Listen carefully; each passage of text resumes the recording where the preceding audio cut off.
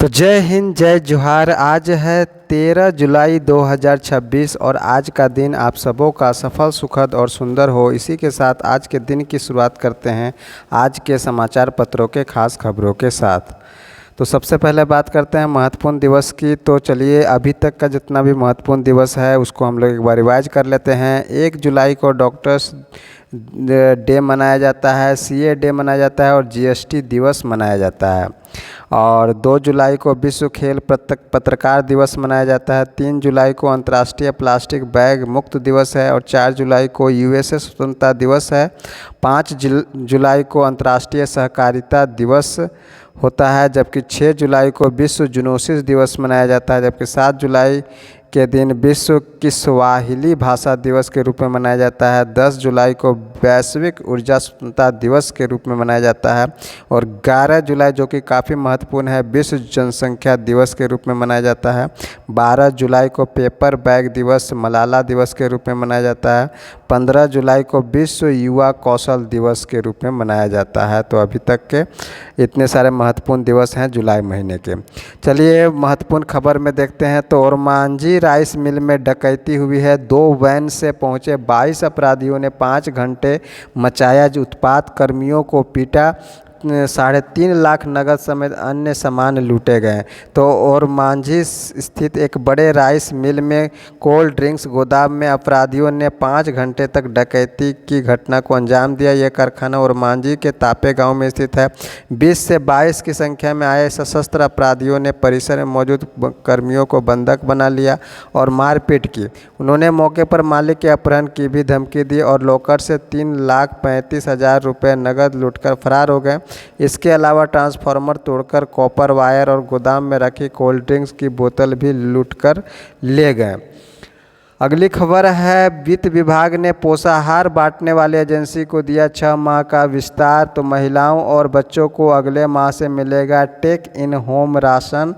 तो राज्य में गर्भवती महिलाओं, धात्री माताओं और बच्चों को 4 माह बाद फिर से टेक होम राशन के तहत पोषाहार मिलना शुरू होगा। आंगनबाड़ी केंद्रों में अगले माह से राशन वितरण शुरू हो जाएगा। महिला बाल विकास एवं सामाजिक सुरक्षा विभाग के प्रस्ताव को वित्त विभाग ने स्वीकृति मिल गई है। अब इस प्रस्ताव को कैबिनेट की मंजूरी के लिए भेजा जाएगा। एजेंसी का चयन नहीं होने के कारण अप्रैल से राज्य में टेक होम राशन का वितरण बंद था। इससे योजना से जुड़े लगभग 14 लाख से अधिक लाभुक, जिनमें गर्भवती महिलाएं, धात्री माताएं और 6 माह से 3 वर्ष तक के बच्चे शामिल हैं, पोषाहार से वंचित थे। वहीं पर 8 अगस्त को संकल्प दिवस के रूप में मनाएगी कुर्मी समाज। तो टोटेमिक कुर्मी विकास मोर्चा कोर कमेटी की बैठक रविवार को होटल गंगा आश्रम में हुई। निर्णय लिया गया कि 8 अगस्त को झारखंड में अमर शहीद निर्मल महतो के शहादत दिवस को संकल्प दिवस के रूप में मनाया जाएगा। इस मौके पर अध्यक्ष शीतल ओहदार ने कहा कि 6 सितंबर 1950 को कुर्मियों के साथ बहुत बड़ी छल हुई है। हमें आदिम जनजाति से पिछड़ी जाति में सूचीबद्ध किया गया, तब से लेकर अब तक हम इसका विरोध कर रहे हैं। वही हाईवा से कुचलकर युवक की मौत, पत्नी व बच्चा घायल। तो तेज रफ्तार हाईवा की चपेट में आने से बाइक सवार समेत नरेश कुमार महतो की मौत हो गई। वहीं उसकी पत्नी प्रियंका कुमारी और 6 वर्षीय पुत्र नवीन कुमार महतो घायल हो गए। यह हादसा शनिवार की रात करीब 11 बजे हुआ। दुर्घटना स्थल एनटीपीसी त्रिवेणी सैनिक लिमिटेड की कोयला ट्रांसपोर्टिंग सड़क पर 13 माइल के पास है। हादसा के बाद ग्रामीणों ने 12 घंटे तक कोयला ट्रांसपोर्टिंग सड़क जाम कर रखी, जिससे कोयले की ढुलाई ठप रही। ग्रामीण जब तीनों को बड़का गांव अस्पताल ले आए तो चेपाकला निवासी नरेश कुमार महतो को चिकित्सकों ने मृत घोषित कर दिया। बाद में युवक की पत्नी प्रियंका को इलाज के बाद छुट्टी दे दी गई और पुत्र नवीन कुमार महतो का इलाज चल रहा है। वहीं पर अब माता पिता का SIR ब्यौरा देना होगा अनिवार्य। तो नए वोटर के लिए बदले हैं नियम। मतदाता सूची में पहली बार नाम जुड़वाने वाले नए मतदाताओं के लिए चुनाव आयोग ने ऑनलाइन पंजीकरण प्रक्रिया में नया प्रावधान लागू किया है। अब फॉर्म 6 भरने वाले आवेदकों को अपने माता पिता की विशेष गहन पुनरीक्षण SIR से जुड़ी जानकारी भी देनी होगी। यदि ऑनलाइन आवेदन के दौरान यह घोषणा पत्र नहीं भरा जाता है तो तो आवेदन आगे नहीं बढ़ सकेगा। आयोग के अनुसार यदि माता पिता पिछले SIR प्रक्रिया में शामिल रहे हैं तो आवेदक को उनके विधानसभा क्षेत्र, पोलिंग बूथ, पार्ट नंबर और मतदाता सूची में दर्ज क्रमांक की जानकारी देनी होगी। यदि वे SIR में शामिल नहीं थे तो इसका विकल्प चुनते हुए उनके नाम और यदि उपलब्ध हो तो EPIC नंबर दर्ज करने होंगे। पेट्रो के अनुसार चुनाव आयोग का कहना है कि इससे नए मतदाताओं की पहचान सत्यापित करने में आसानी होगी और कई मामलों में अतिरिक्त दस्तावेजों की ज़रूरत कम पड़ेगी। अगली खबर की ओर चलते हैं तो तुपुदाना में 2 नाबालिगों के साथ सामूहिक दुष्कर्म हुआ है। 5 हिरासत में आए हैं। तुपुदाना OP क्षेत्र के स्मार्ट सिटी में शनिवार की देर रात 3 युवकों ने 2 नाबालिगों के साथ सामूहिक दुष्कर्म किया। घटना को अंजाम देने के बाद तीनों आरोपित फरार हो गए। दोनों पीड़िता बदहवास वहीं पड़ी थी। इसी दौरान 3 अन्य युवक दोनों के पास पहुंचे और घर पहुंचाने की बात कहकर तुपुदाना मैदान क्षेत्र में ले गए। वहां 2 और लड़के पहुंच गए। इसी दौरान पुलिस टीम ने रात्रि गश्ती के दौरान सभी को संदिग्ध अवस्था में देखा और शक के आधार पर थाने ले आई। चढ़ावा चोरी, एक ट्रस्टी पर ज़्यादा दायित्व ने बढ़ाई अव्यवस्था, SOP का भी पालन नहीं। वहीं अगली खबर है स्ट्रेट ऑफ हॉर्मुज बंद, फिर टकराएं अमेरिका व ईरान। तो ईरान ने जहाज़ पर किया हमला तो अमेरिका ने 140 ठिकानों पर बरसाए बम। तो स्ट्रेट ऑफ हॉर्मुज से जहाज़ों के आवागमन को लेकर अमेरिका और ईरान के बीच जारी तनाव एक बार फिर सैन्य टकराव में बदल गया है। ईरान ने इसके बाद हॉर्मुज को अनिश्चित काल के लिए बंद करने का ऐलान कर दिया, जिससे दुनिया भर में ऊर्जा संकट गहराने की आशंका बढ़ गई है।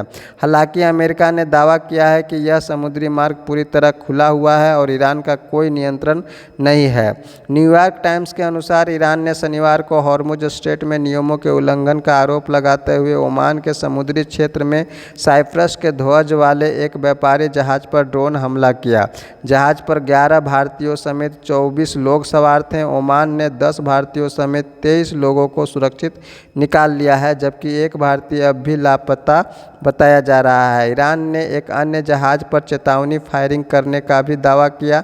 जहाज पर हुए ड्रोन हमलों के विरोध में ओमान ने ईरान के राजदूत को तलब किया है। वहीं पर बेलिंघम के डबल में डूबी हॉलैंड की नाव, तो पहली बार शीर्ष 4 टीमें फीफा विश्व कप फाइनल में पहुंची हैं। तो अर्जेंटीना हो गया, फ्रांस हो गया, स्पेन हो गया और इंग्लैंड ने फुटबॉल विश्व कप 2026 के अंतिम 4 में जगह बनाई है। तो फीफा विश्व कप में रविवार को अर्जेंटीना की स्विट्जरलैंड पर 3-1 से जीत के साथ ही फीफा विश्व कप 2026 के चारों सेमीफाइनलिस्ट भी तय हो गए हैं। अर्जेंटीना से पहले देर रात खेले गए मुकाबले में इंग्लैंड ने नॉर्वे को 2-1 से हराया। अंतिम 4 में पहुंचने वाले टीमों में अर्जेंटीना व इंग्लैंड के अलावा स्पेन और फ्रांस है और विश्व कप इतिहास में ऐसा पहली बार हुआ है जब फीफा विश्व कप रैंकिंग की 4 टीमें एक साथ सेमीफाइनल में पहुंची हैं। वहीं पर 30 दिन की हिरासत के बाद PM-CM के निलंबन की सिफारिश संसदीय समिति इन्हें पद से हटाए जाने के पक्ष में नहीं, इसी सप्ताह स्वीकार की जा सकती है रिपोर्ट। गंभीर अपराधों का मामला है। विपक्षी दलों के चिंताओं के बीच संसद की एक समिति ने सिफारिश की है कि यदि प्रधानमंत्री, केंद्रीय मंत्री और मुख्यमंत्री को गंभीर अपराधों के आरोप में 30 दिनों तक हिरासत में रखा जाता है तो उन्हें उनके पद से हटाने के बजाय निलंबित किया जाना चाहिए। समिति ने यह भी प्रस्ताव किया कि यदि ऐसे व्यक्तियों को बरी किया जाता है या मुकदमे की कार्रवाई निर्धारित समय के भीतर आगे नहीं बढ़ती है तो निलंबन स्वतः समाप्त हो जाएगा। पुल बिना जोखिम में जान, गर्भवती को कंधे पर बैठाकर पार कराई गई नदी। तो खूंटी से खबर है, ग्रामीण क्षेत्रों में सड़क और पुल जैसी बुनियादी सुविधाओं के अभाव में लोगों को किन विषम परिस्थितियों से गुजरना पड़ता है, इसका ताज़ा उदाहरण रविवार को खूंटी जिले के अड़की प्रखंड में देखने को मिला। यहाँ तोड़ांग पंचायत के साव मरांगबेड़ा गांव की गर्भवती सोमोरी देवी को प्रसव पीड़ा शुरू होने पर तत्काल अस्पताल ले जाने की जरूरत पड़ी, लेकिन गांव तक सड़क नहीं होने तथा रास्ते में नदी होने के कारण एम्बुलेंस का जाना मुश्किल था। गांव वालों का किसी अन्य वाहन से महिला को ले जाना संभव नहीं था। मजबूरन परिवार तथा आसपास के लोगों को उन्हें कंधे पर बैठाकर अस्पताल ले जाना पड़ा। वहीं पर 15 अगस्त 2027 से पटरियों पर दौड़ेगी देश की पहली बुलेट ट्रेन, कहना है रेल मंत्री का। तो रेल मंत्री बोले योजना का लगभग 80% काम पूरा हो चुका है। तो भारत के परिवहन इतिहास में एक नया स्वर्णिम अध्याय जुड़ने जा रहा है। देश की पहली बुलेट ट्रेन सेवा 15 अगस्त 2027 से चरणबद्ध तरीके से शुरू होने जा रही है। तो केंद्रीय रेल मंत्री अश्विनी वैष्णव ने घोषणा की कि Mumbai Ahmedabad high speed rail corridor का सूरत बिलीमोरा खंड देश का पहला चालू होने वाला हाई स्पीड रेल रूट बनेगा। 508 किलोमीटर लंबे इस पूरे कॉरिडोर को अलग अलग चरणों में चालू किया जाएगा ताकि पूरे मार्ग के पूरा होने से पहले ही देशवासी इस आधुनिक तकनीक का लाभ उठा सके। वहीं पर निराशा से निकल अल्वारेज बने नायक। तो अर्जेंटीना ने स्विट्जरलैंड के 3-1 से जीता क्वार्टर फाइनल मुकाबला, अब इंग्लैंड से मुकाबला। तो इस प्रकार से ज़िंदगी के सबसे मुश्किल पलों में कभी कभी आप कुछ ऐसा कर जाते हैं जो एक क्षण में आपको गहरी निराशा की खाई से उठाकर नई उम्मीदों के शिखर पर बैठा देता है। और ये इसलिए हो पाता है क्योंकि आप प्रयास करने से पीछे नहीं हटते। घोर निराश में भी आप अपने कर्म पर टिके रहते हुए प्रयास जारी रखते हैं और फिर अमावस की रात पूर्णिमा में बदल जाती है। कुछ ऐसा ही हुआ है अर्जेंटीना फुटबॉल टीम के स्ट्राइकर जूलियस अल्वारेज के साथ। अल्वारेज और फिर लुतारो मार्टिनेज द्वारा अतिरिक्त समय पर किए गए गोल की मदद से अर्जेंटीना ने स्विट्जरलैंड के विरुद्ध 3-1 की जीत दर्ज करते हुए फीफा विश्व कप 2026 के सेमीफाइनल में जगह बना ली, जहां उन्हें इंग्लैंड से खेलना होगा। वहीं पर ग्रास कोर्ट पर कायम रहा जानिक सिनर का वर्चस्व। तो दुनिया के नंबर 1 खिलाड़ी जानिक सिनर ने एक बार फिर साबित कर दिया कि मौजूदा दौर में ग्रास कोर्ट पर उनका मुकाबला करना कितना मुश्किल है। इटली के 24 वर्षीय स्टार ने रविवार को 3 घंटे 46 मिनट चले पुरुष सिंगल्स के रोमांचक फाइनल में इस साल फ्रेंच ओपन जीतने वाले जर्मनी के अलेक्जेंडर ज्वेरेव को 6-7, 7-6, 6-3, 6-4 से हराकर लगातार दूसरी बार विंबलडन खिताब अपने नाम कर लिया। तो विंबलडन ट्रॉफी जीता है इस बार का कौन है, वह जानिक सिनर हैं। वहीं पर यहाँ पर है मलादेनोविच और हानियू की जोड़ी बनी डबल्स चैंपियन। वहीं क्रिस्टिलिना मलादेनोविच और गुओ हानियू की जोड़ी ने रविवार को विंबलडन महिला डबल्स फाइनल में गैब्रिएला और डाब्रोस्की और लुइसा स्टेफनी को 6-3, 7-5 से हराकर खिताब अपने नाम किया है। तो महिला डबल्स में कौन जीता है, तो मलादेनोविच और हानियू की जोड़ी ने महिला डबल्स विंबलडन का खिताब जीता है।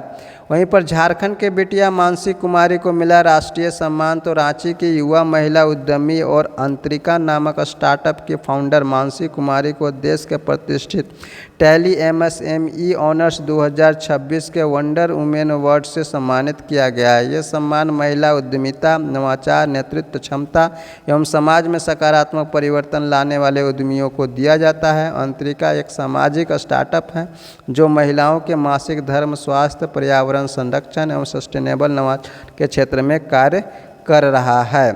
वहीं पर राजघाट परिसर में बनेगा भारत रत्न प्रणब मुखर्जी की समाधि। तो केंद्र सरकार ने पूर्व राष्ट्रपति भारत रत्न प्रणब मुखर्जी की समाधि के निर्माण को स्वीकृति दे दी है।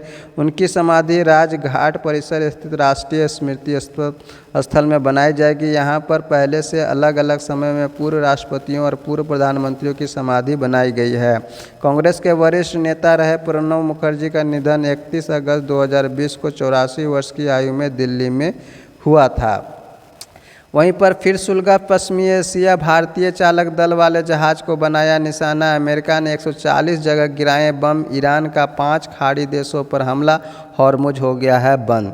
तो पश्चिम एशिया में जारी सैन्य संकट रविवार तड़के बेहद खतरनाक मोड़ पर पहुंच गया है। ईरान के अर्धसैनिक बल इस्लामिक रिवॉल्यूशनरी गार्ड कॉर्प्स ने हॉर्मुज स्ट्रेट को अनिश्चित काल के लिए बंद करने की घोषणा की है। ईरान ने दावा किया कि क्षेत्र में जारी अमेरिकी हस्तक्षेप और अनधिकृत मार्ग का इस्तेमाल करने के कारण साइप्रस के ध्वज वाले एक कंटेनर जहाज GFS गैलेक्सी पर चेतावनी स्वरूप हमला किया गया।